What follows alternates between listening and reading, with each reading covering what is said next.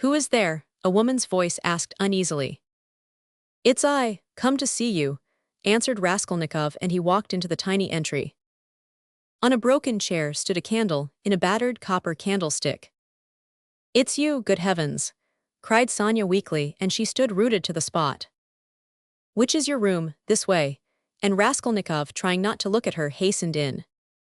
A minute later Sonya, too, came in with the candle, set down the candlestick, and completely disconcerted, stood before him inexpressibly agitated and apparently frightened by his unexpected visit.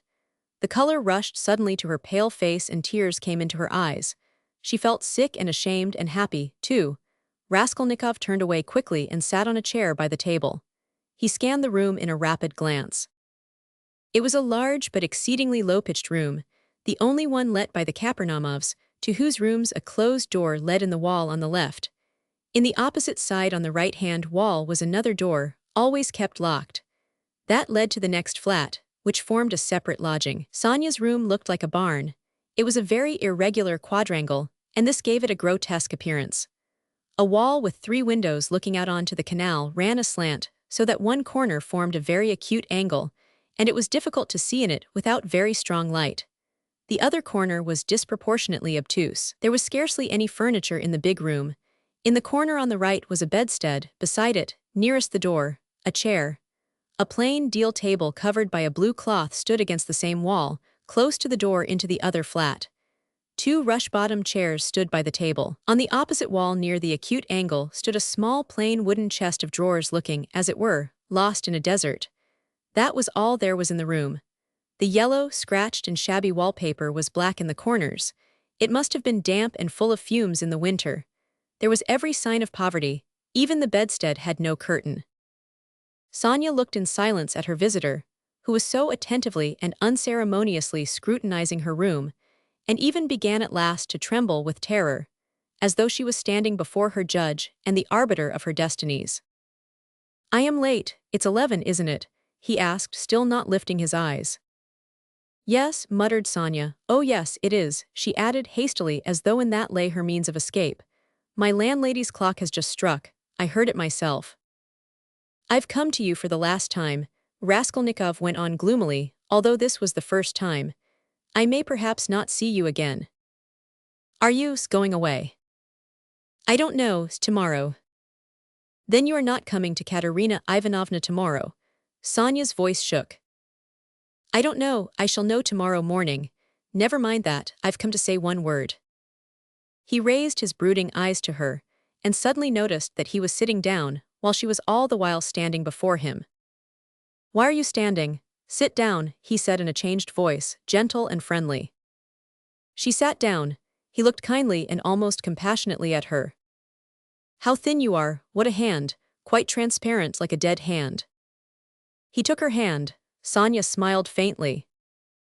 "I have always been like that," she said. "Even when you lived at home?" "Yes." "Of course you were," he added abruptly, and the expression of his face and the sound of his voice changed again suddenly. He looked round him once more. "You rent this room from the Kapernamovs?"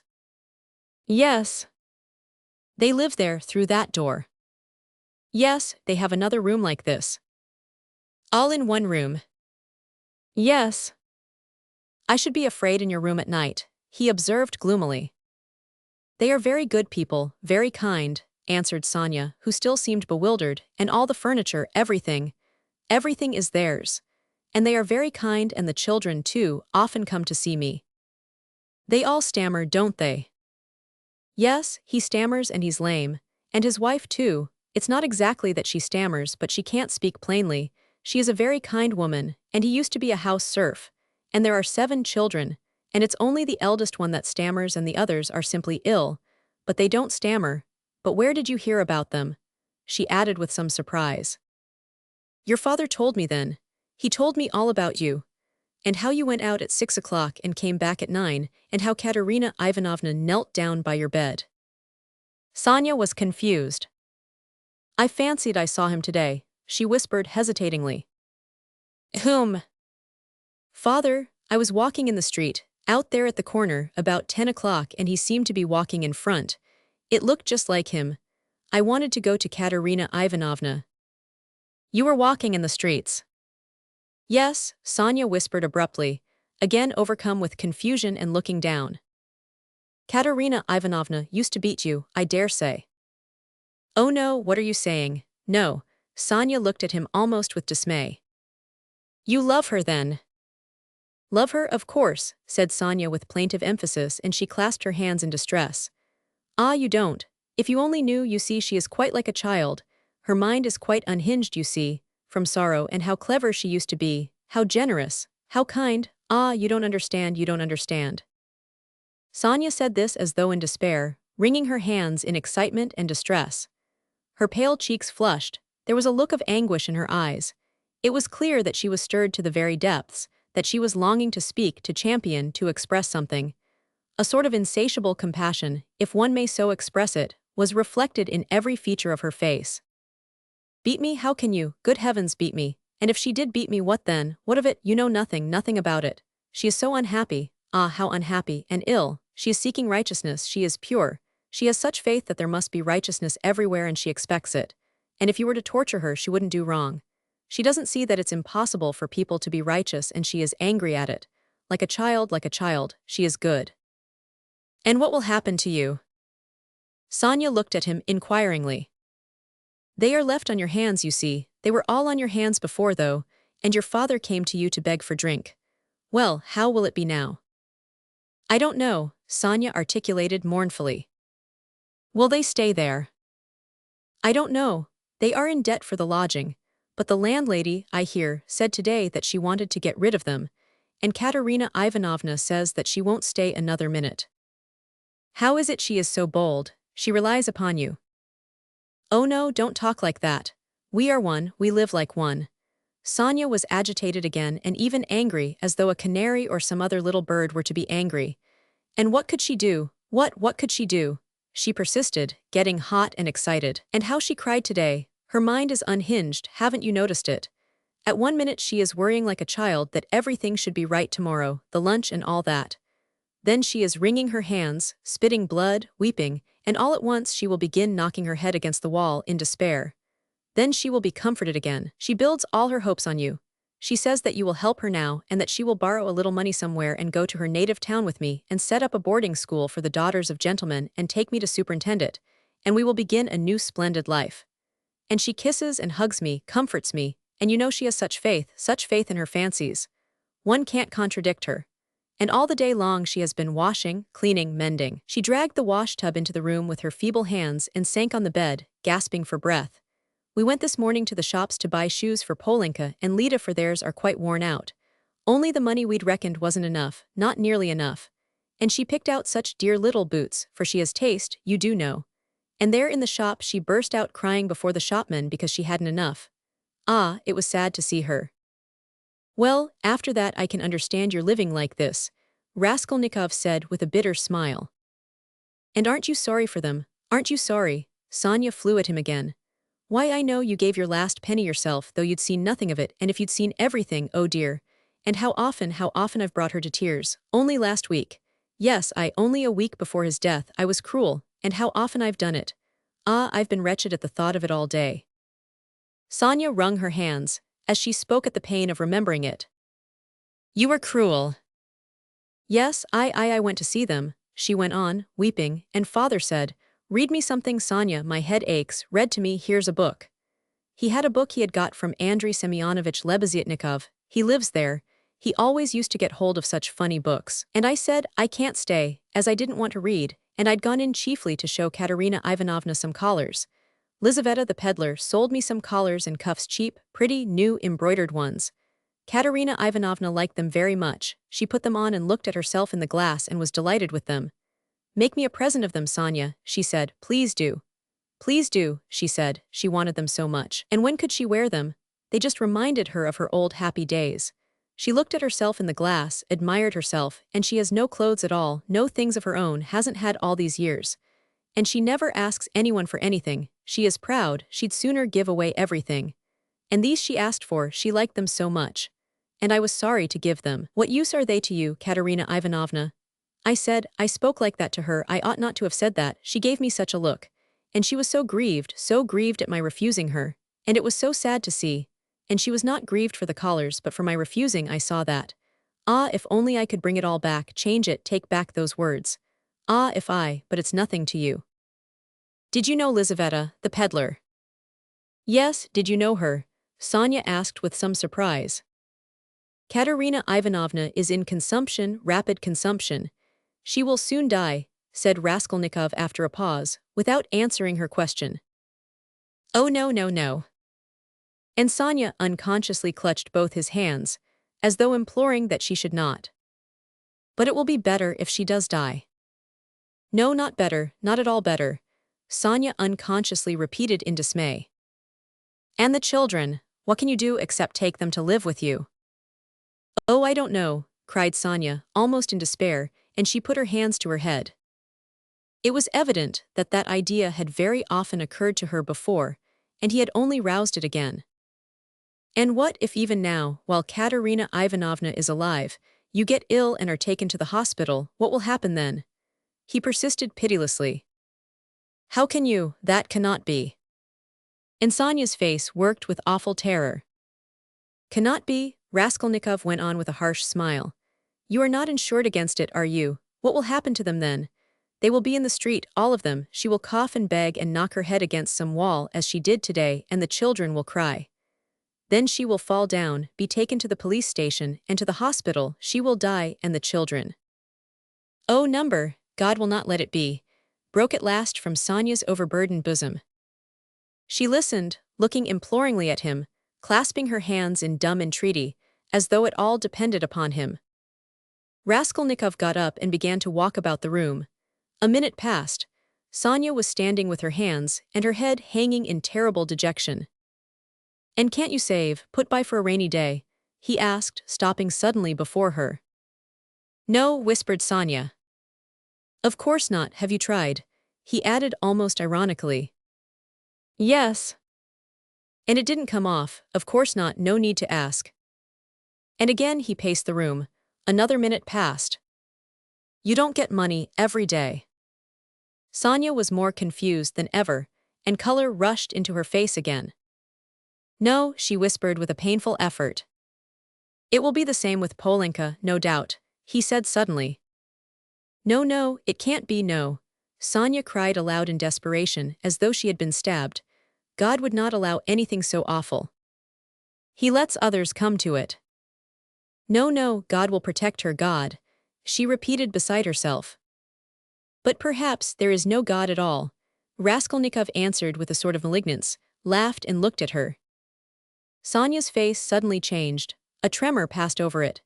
She looked at him with unutterable reproach, tried to say something, but could not speak and broke into bitter, bitter sobs, hiding her face in her hands. You say Katerina Ivanovna's mind is unhinged. Your own mind is unhinged, he said after a brief silence. 5 minutes passed. He still paced up and down the room in silence, not looking at her. At last he went up to her, his eyes glittered. He put his 2 hands on her shoulders and looked straight into her tearful face. His eyes were hard, feverish and piercing, his lips were twitching. All at once he bent down quickly and dropping to the ground, kissed her foot. Sonya drew back from him as from a madman, and certainly he looked like a madman. What are you doing to me? She muttered, turning pale, and a sudden anguish clutched at her heart. He stood up at once. I did not bow down to you, I bowed down to all the suffering of humanity, he said wildly and walked away to the window. Listen, he added, turning to her a minute later. I said just now to an insolent man that he was not worth your little finger, and that I did my sister honor making her sit beside you. Ach, you said that to them, and in her presence, cried Sonya, frightened. Sit down with me in honor. Why, I'm dishonorable. Ah, why did you say that? It was not because of your dishonor and your sin I said that of you, but because of your great suffering. But you are a great sinner, that's true, he added almost solemnly, and your worst sin is that you have destroyed and betrayed yourself for nothing. Isn't that fearful? Isn't it fearful that you are living in this filth which you loathe so, and at the same time you know yourself, you've only to open your eyes that you are not helping anyone by it, not saving anyone from anything. Tell me, he went on almost in a frenzy, how this shame and degradation can exist in you side by side with other, opposite, holy feelings. It would be better, 1,000 times better and wiser to leap into the water and end it all. But what would become of them? Sonya asked faintly, gazing at him with eyes of anguish, but not seeming surprised at his suggestion. Raskolnikov looked strangely at her. He read it all in her face, so she must have had that thought already, perhaps many times, and earnestly she had thought out in her despair how to end it, and so earnestly, that now she scarcely wondered at his suggestion. She had not even noticed the cruelty of his words, the significance of his reproaches, and his peculiar attitude to her shame she had, of course, not noticed either, and that, too, was clear to him. But he saw how monstrously the thought of her disgraceful, shameful position was torturing her, and had long tortured her. What, he thought, could hitherto have hindered her from putting an end to it? Only then he realized what those poor little orphan children, and that pitiful half-crazy Katerina Ivanovna, knocking her head against the wall in her consumption, meant for Sonya. But nevertheless, it was clear to him again that with her character, and the amount of education she had after all received, she could not in any case remain so. He was still confronted by the question, how could she have remained so long in that position, without going out of her mind, since she could not bring herself to jump into the water? Of course he knew that Sonya's position was an exceptional case, though unhappily not unique and not infrequent indeed. But that very exceptionalness, her tinge of education, her previous life might, one would have thought, have killed her at the first step on that revolting path. What held her up? Surely not depravity. All that infamy had obviously only touched her mechanically, not one drop of real depravity had penetrated to her heart. He saw that. He saw through her as she stood before him. There are 3 ways before her, he thought: the canal, the madhouse, or, at last, to sink into depravity which obscures the mind and turns the heart to stone. The last idea was the most revolting, but he was a skeptic. He was young, abstract, and therefore cruel, and so he could not help believing that the last end was the most likely. But can that be true? He cried to himself. Can that creature who has still preserved the purity of her spirit be consciously drawn at last into that sink of filth and iniquity? Can the process already have begun? Can it be that she has only been able to bear it till now, because vice has begun to be less loathsome to her? No, that cannot be. He cried, as Sonya had just before. No, what has kept her from the canal till now is the idea of sin and they, the children. And if she has not gone out of her mind. But who says she has not gone out of her mind? Is she in her senses? Can one talk, can one reason as she does? How can she sit on the edge of the abyss of loathsomeness into which she is slipping and refuse to listen when she is told of danger? Does she expect a miracle? No doubt she does. Doesn't that all mean madness? He stayed obstinately at that thought. He liked that explanation indeed better than any other. He began looking more intently at her. So you pray to God a great deal, Sonya? He asked her. Sonya did not speak. He stood beside her waiting for an answer. What should I be without God? She whispered rapidly, forcibly, glancing at him with suddenly flashing eyes and squeezing his hand. Ah, so that is it, he thought. And what does God do for you? He asked, probing her further. Sonya was silent a long while, as though she could not answer. Her weak chest kept heaving with emotion. Be silent, don't ask, you don't deserve, she cried suddenly, looking sternly and wrathfully at him. That's it, he repeated to himself. He does everything, she whispered quickly, looking down again. That's the way out. That's the explanation, he decided, scrutinizing her with eager curiosity with a new, strange, almost morbid feeling. He gazed at that pale, thin, irregular, angular little face, those soft blue eyes which could flash with such fire, such stern energy, that little body still shaking with indignation and anger, and it all seemed to him more and more strange, almost impossible. She is a religious maniac, he repeated to himself. There was a book lying on the chest of drawers. He had noticed it every time he paced up and down the room. Now he took it up and looked at it. It was the New Testament in the Russian translation. It was bound in leather, old and worn. Where did you get that? He called to her across the room. She was still standing in the same place, 3 steps from the table. It was brought me, she answered, as it were unwillingly, not looking at him. Who brought it? Lizaveta, I asked her for it. Lizaveta, strange, he thought. Everything about Sonya seemed to him stranger and more wonderful every moment. He carried the book to the candle and began to turn over the pages. Where is the story of Lazarus? He asked suddenly. Sonya looked obstinately at the ground and would not answer. She was standing sideways to the table. Where is the raising of Lazarus? Find it for me, Sonya. She stole a glance at him.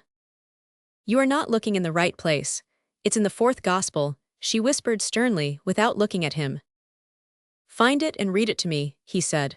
He sat down with his elbow on the table, leaned his head on his hand and looked away sullenly, prepared to listen. In 3 weeks' time they'll welcome me in the madhouse. I shall be there if I am not in a worse place, he muttered to himself. Sonya heard Raskolnikov's request distrustfully and moved hesitatingly to the table. She took the book, however. Haven't you read it? She asked, looking up at him across the table. Her voice became sterner and sterner. Long ago, when I was at school, read. And haven't you heard it in church? I haven't been. Do you often go? And no, whispered Sonya. Raskolnikov smiled. I understand, and you won't go to your father's funeral tomorrow. Yes, I shall. I was at church last week too. I had a requiem service. For whom? For Lizaveta. She was killed with an axe. His nerves were more and more strained. His head began to go round. Were you friends with Lizaveta? Yes, she was good. She used to come. Not often, she couldn't. We used to read together and talk. She will see God.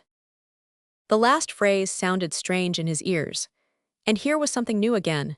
The mysterious meetings with Lizaveta, and both of them, religious maniacs. I shall be a religious maniac myself soon. It's infectious. Read, he cried irritably and insistently. Sonya still hesitated. Her heart was throbbing. She hardly dared to read to him. He looked almost with exasperation at the unhappy lunatic. What for, you don't believe? She whispered softly and as it were breathlessly. Read, I want you to, he persisted. You used to read to Lizaveta. Sonya opened the book and found the place. Her hands were shaking, her voice failed her. Twice she tried to begin and could not bring out the first syllable.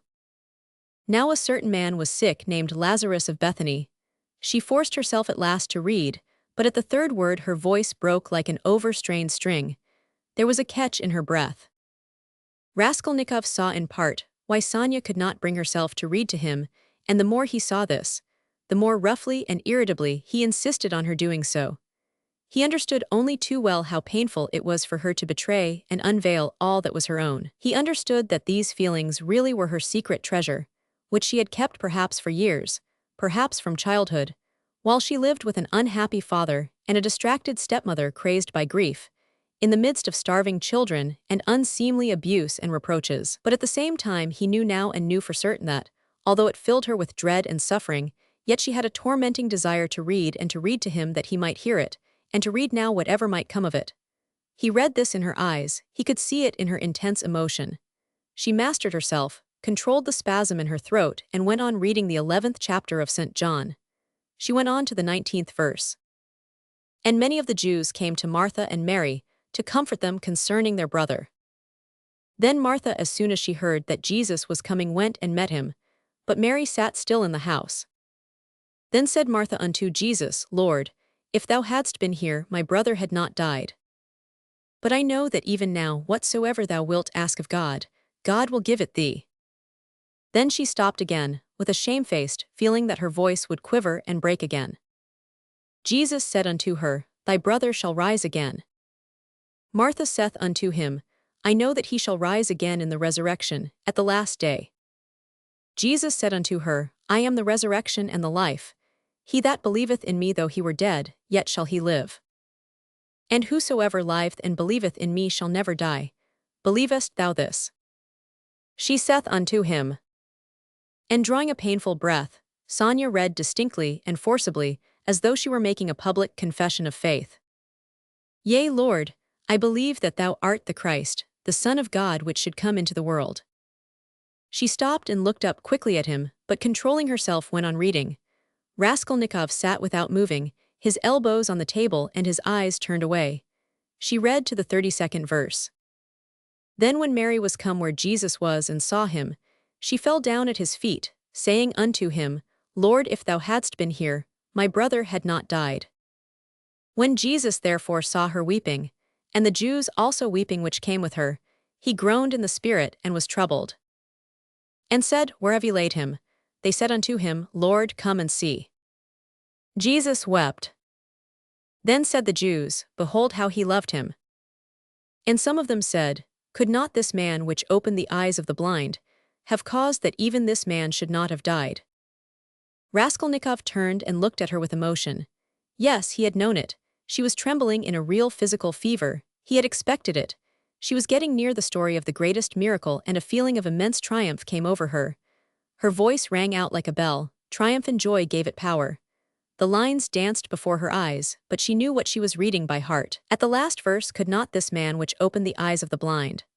Dropping her voice, she passionately reproduced the doubt, the reproach and censure of the blind, disbelieving Jews, who in another moment would fall at his feet as though struck by thunder, sobbing and believing.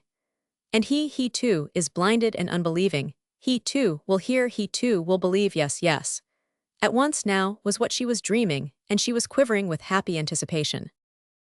Jesus therefore again groaning in himself cometh to the grave. It was a cave, and a stone lay upon it. Jesus said, Take ye away the stone. Martha, the sister of him that was dead, saith unto him, Lord, by this time he stinketh, for he hath been dead 4 days. She laid emphasis on the word 4. Jesus saith unto her, Said I not unto thee that if thou wouldest believe, thou shouldest see the glory of God?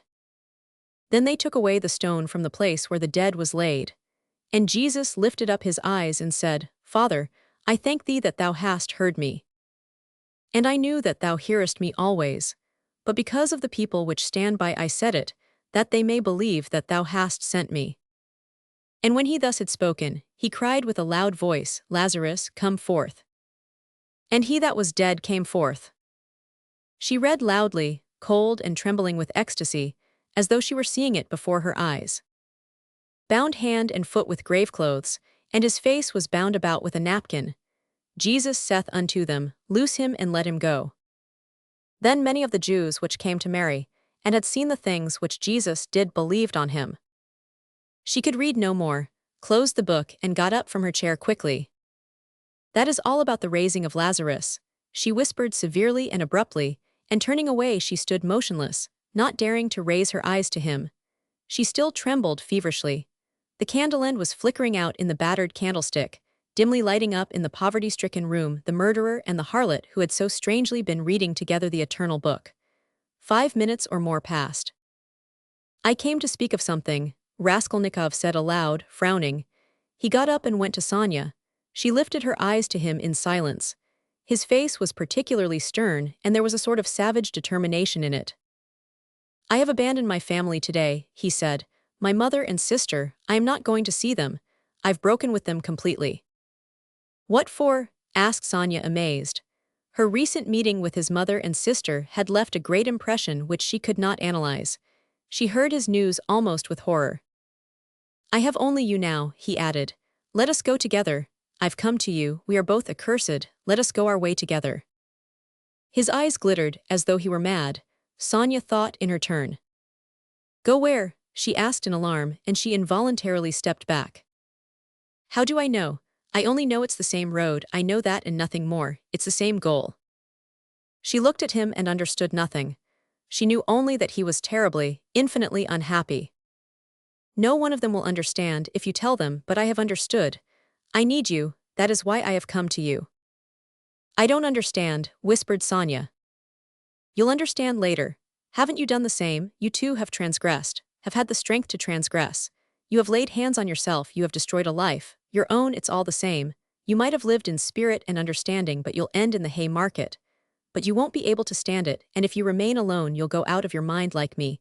You are like a mad creature already, so we must go together on the same road. Let us go. What for? What's all this for? Said Sonya, strangely and violently agitated by his words. What for? Because you can't remain like this, that's why. You must look things straight in the face at last, and not weep like a child and cry that God won't allow it. What will happen if you should really be taken to the hospital tomorrow? She is mad and in consumption, she'll soon die, and the children. Do you mean to tell me Polenka won't come to grief? Haven't you seen children here at the street corners sent out by their mothers to beg? I've found out where those mothers live and in what surroundings. Children can't remain children there. At 7 the child is vicious and a thief. Yet children, are the image of Christ. Theirs is the kingdom of heaven. He bade us honor and love them. They are the humanity of the future. What's to be done, what's to be done? Repeated Sonya, weeping hysterically and wringing her hands. What's to be done? Break what must be broken once for all, that's all, and take the suffering on oneself. What you don't understand, you'll understand later. Freedom and power, and above all power, over all trembling creation and all the ant heap. That's the goal, remember that. That's my farewell message. Perhaps it's the last time I shall speak to you. If I don't come tomorrow, you'll hear of it all and then remember these words. And some day later on, in years to come, you'll understand perhaps what they meant. If I come tomorrow, I'll tell you who killed Lizaveta. Goodbye. Sonya started with terror.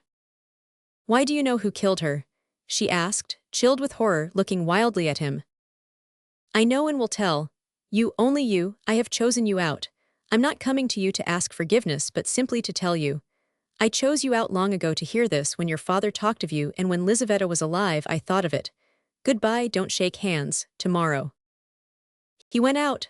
Sonya gazed at him as at a madman, but she herself was like one insane and felt it. Her head was going round. Good heavens, how does he know who killed Lizaveta? What did those words mean? It's awful. But at the same time the idea did not enter her head, not for a moment. Oh, he must be terribly unhappy. He has abandoned his mother and sister. What for? What has happened? And what had he in his mind? What did he say to her? He had kissed her foot and said yes, he had said it clearly that he could not live without her. Oh, merciful heavens. Sonya spent the whole night feverish and delirious. She jumped up from time to time, wept and wrung her hands, then sank again into feverish sleep and dreamt of Polenka, Katerina Ivanovna and Lizaveta, of reading the gospel and him with pale face, with burning eyes, kissing her feet, weeping. On the other side of the door on the right, which divided Sonya's room from Madame Reslick's flat, was a room which had long stood empty. A card was fixed on the gate, and a notice stuck in the windows over the canal advertising it to let. Sonya had long been accustomed to the room, being uninhabited. But all that time, Mr. Svidrigailov had been standing, listening at the door of the empty room. When Raskolnikov went out he stood still, thought a moment, went on tiptoe to his own room which adjoined the empty one, brought a chair and noiselessly carried it to the door that led to Sonya's room. The conversation had struck him as interesting and remarkable, and he had greatly enjoyed it. So much so that he brought a chair that he might not in the future, tomorrow for instance, have to endure the inconvenience of standing a whole hour, but might listen in comfort. Chapter 5. When next morning at 11 o'clock punctually Raskolnikov went into the department of the investigation of criminal causes and sent his name in to Porfiry Petrovich, he was surprised at being kept waiting so long. It was at least 10 minutes before he was summoned. He had expected that they would pounce upon him. But he stood in the waiting room, and people, who apparently had nothing to do with him, were continually passing to and fro before him. In the next room, which looked like an office, several clerks were sitting writing, and obviously they had no notion who or what Raskolnikov might be. He looked uneasily and suspiciously about him to see whether there was not some guard, some mysterious watch being kept on him to prevent his escape. But there was nothing of the sort. He saw only the faces of clerks absorbed in petty details, then other people. No one seemed to have any concern with him. He might go where he liked for them. The conviction grew stronger in him that if that enigmatic man of yesterday, that phantom sprung out of the earth, had seen everything, they would not have let him stand and wait like that. And would they have waited till he elected to appear at 11? Either the man had not yet given information, or simply he knew nothing, had seen nothing, and how could he have seen anything? And so all that had happened to him the day before was again a phantom exaggerated by his sick and overstrained imagination. This conjecture had begun to grow strong the day before, in the midst of all his alarm and despair. Thinking it all over now and preparing for a fresh conflict, he was suddenly aware that he was trembling, and he felt a rush of indignation at the thought that he was trembling with fear at facing that hateful Porfiry Petrovich. What he dreaded above all was meeting that man again. He hated him with an intense, unmitigated hatred, and was afraid his hatred might betray him. His indignation was such that he ceased trembling at once. He made ready to go in with a cold and arrogant bearing, and vowed to himself to keep as silent as possible, to watch and listen, and for once at least to control his overstrained nerves. At that moment, he was summoned to Porfiry Petrovich. He found Porfiry Petrovich alone in his study. His study was a room neither large nor small, furnished with a large writing table that stood before a sofa, upholstered in checked material, a bureau, a bookcase in the corner, and several chairs, all government furniture, of polished yellow wood. In the further wall there was a closed door. Beyond it there were no doubt other rooms. On Raskolnikov's entrance, Porfiry Petrovich had at once closed the door by which he had come in, and they remained alone. He met his visitor with an apparently genial and good-tempered air, and it was only after a few minutes that Raskolnikov saw signs of a certain awkwardness in him, as though he had been thrown out of his reckoning or caught in something very secret. "Ah, my dear fellow, here you are, in our domain," began Porfiry, holding out both hands to him. "Come, sit down, old man, or perhaps you don't like to be called my dear fellow and old man. Tout court, please don't think it too familiar. Here, on the sofa." Raskolnikov sat down, keeping his eyes fixed on him. In our domain, the apologies for familiarity, the French phrase tout court, were all characteristic signs. He held out both hands to me, but he did not give me one. He drew it back in time, struck him suspiciously. Both were watching each other, but when their eyes met, quick as lightning they looked away. "I brought you this paper, about the watch. Here it is. Is it all right, or shall I copy it again?" "What, a paper? Yes, don't be uneasy, it's all right," Porfiry Petrovich said as though in haste, and after he had said it he took the paper and looked at it. "Yes, it's all right. Nothing more is needed," he declared with the same rapidity, and he laid the paper on the table. A minute later, when he was talking of something else, he took it from the table and put it on his bureau. "I believe you said yesterday you would like to question me, formally, about my acquaintance with the murdered woman." Raskolnikov was beginning again. Why did I put in "I believe," passed through his mind in a flash. Why am I so uneasy at having put in that "I believe," came in a second flash, and he suddenly felt that his uneasiness at the mere contact with Porfiry, at the first words, at the first looks, had grown in an instant to monstrous proportions, and that this was fearfully dangerous. His nerves were quivering, his emotion was increasing.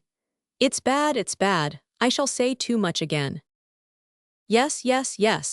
There's no hurry, muttered Porfiry Petrovich, moving to and fro about the table without any apparent aim, as it were making dashes towards the window, the bureau and the table, at one moment avoiding Raskolnikov's suspicious glance, then again standing still and looking him straight in the face. His fat round little figure looked very strange, like a ball rolling from one side to the other and rebounding back. "We've plenty of time. Do you smoke? Have you your own? Here, a cigarette," he went on, offering his visitor a cigarette. "You know I am receiving you here, but my own quarters are through there, you know, my government quarters. But I am living outside for the time. I had to have some repairs done here. It's almost finished now. Government quarters, you know, are a capital thing. What do you think?" "Yes, a capital thing," answered Raskolnikov, looking at him almost ironically. A capital thing," repeated Porfiry Petrovich, as though he had just thought of something quite different. "Yes, a capital thing," he almost shouted at last, suddenly staring at Raskolnikov and stopping short 2 steps from him. This stupid repetition was too incongruous in its ineptitude, with the serious, brooding and enigmatic glance he turned upon his visitor. But this stirred Raskolnikov's spleen more than ever, and he could not resist an ironical, and rather incautious challenge. "Tell me, please," he asked suddenly, looking almost insolently at him, and taking a kind of pleasure in his own insolence. "I believe it's a sort of legal rule, a sort of legal tradition, for all investigating lawyers, to begin their attack from afar, with a trivial, or at least an irrelevant subject, so as to encourage or rather to divert the man they are cross-examining, to disarm his caution, and then all at once to give him an unexpected knockdown blow with some fatal question. Isn't that so? It's a sacred tradition, mentioned, I fancy, in all the manuals of the art." Yes. Why, do you imagine that was why I spoke about government quarters? And as he said this, Porfiry Petrovich screwed up his eyes and winked. A good-humored, crafty look passed over his face. The wrinkles on his forehead were smoothed out, his eyes contracted, his features broadened, and he suddenly went off into a nervous, prolonged laugh, shaking all over and looking Raskolnikov straight in the face. The latter forced himself to laugh too, but when Porfiry, seeing that he was laughing, broke into such a guffaw that he turned almost crimson. Raskolnikov's repulsion overcame all precaution. He left off laughing, scowled and stared with hatred at Porfiry, keeping his eyes fixed on him while his intentionally prolonged laughter lasted. There was lack of precaution on both sides, however, for Porfiry Petrovich seemed to be laughing in his visitor's face, and to be very little disturbed at the annoyance with which the visitor received it. The latter fact was very significant in Raskolnikov's eyes.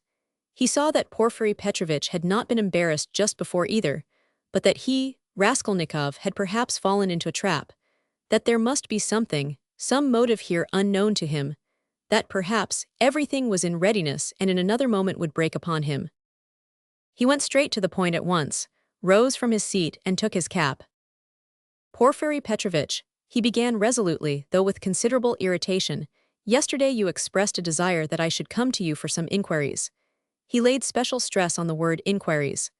I have come, and if you have anything to ask me, ask it, and if not, allow me to withdraw. I have no time to spare. I have to be at the funeral of that man who was run over, of whom you know also, he added, feeling angry at once at having made this addition and more irritated at his anger. I am sick of it all, do you hear? And have long been. It's partly what made me ill. In short, he shouted, feeling that the phrase about his illness was still more out of place. In short, kindly examine me or let me go at once. And if you must examine me, do so in the proper form. I will not allow you to do so otherwise, and so meanwhile, goodbye, as we have evidently nothing to keep us now. Good heavens, what do you mean? What shall I question you about? Cackled Porfiry Petrovich with a change of tone, instantly leaving off laughing. Please don't disturb yourself. He began fidgeting from place to place and fussily making Raskolnikov sit down. There's no hurry, it's all nonsense. Oh no, I'm very glad you've come to see me at last. I look upon you simply as a visitor. And as for my confounded laughter, please excuse it, Rodion Romanovich. Rodion Romanovich, that is your name. It's my nerves, you tickled me so with your witty observation. I assure you, sometimes I shake with laughter like an india rubber ball for half an hour at a time. I'm often afraid of an attack of paralysis. Do sit down, please do, or I shall think you are angry. Raskolnikov did not speak. He listened, watching him, still frowning angrily. He did sit down but still held his cap. I must tell you one thing about myself, my dear Rodion Romanovich, Porfiry Petrovich continued, moving about the room and again avoiding his visitor's eyes. You see, I'm a bachelor, a man of no consequence and not used to society. Besides, I have nothing before me, I'm set, I'm running to seed and have you noticed, Rodion Romanovich, that in our Petersburg circles, if two clever men meet who are not intimate, but respect each other like you and me, it takes them half an hour before they can find a subject for conversation. They are dumb, they sit opposite each other and feel awkward. Everyone has subjects of conversation, ladies for instance. People in high society always have their subjects of conversation, c'est de rigueur, but people of the middle sort like us, thinking people that is, are always tongue-tied and awkward. What is the reason of it? Whether it is the lack of public interest, or whether it is we are so honest we don't want to deceive one another, I don't know. What do you think? Do put down your cap, it looks as if you were just going, it makes me uncomfortable. I am so delighted. Raskolnikov put down his cap, and continued listening in silence with a serious frowning face to the vague and empty chatter of Porfiry Petrovich. Does he really want to distract my attention with his silly babble? I can't offer you coffee here, but why not spend 5 minutes with a friend? Porfiry pattered on, and you know all these official duties. Please don't mind my running up and down, excuse it, my dear fellow. I am very much afraid of offending you, but exercise is absolutely indispensable for me. I'm always sitting and so glad to be moving about for 5 minutes. I suffer from my sedentary life. I always intend to join a gymnasium. They say that officials of all ranks, even privy councillors, may be seen skipping gaily there. There you have it, modern science. Yes, yes. But as for my duties here, inquiries and all such formalities, you mentioned inquiries yourself just now. I assure you these interrogations are sometimes more embarrassing for the interrogator than for the interrogated. You made the observation yourself just now very aptly and wittily. Raskolnikov had made no observation of the kind. One gets into a muddle, a regular muddle. One keeps harping on the same note like a drum. There is to be a reform, and we shall be called by a different name, at least he.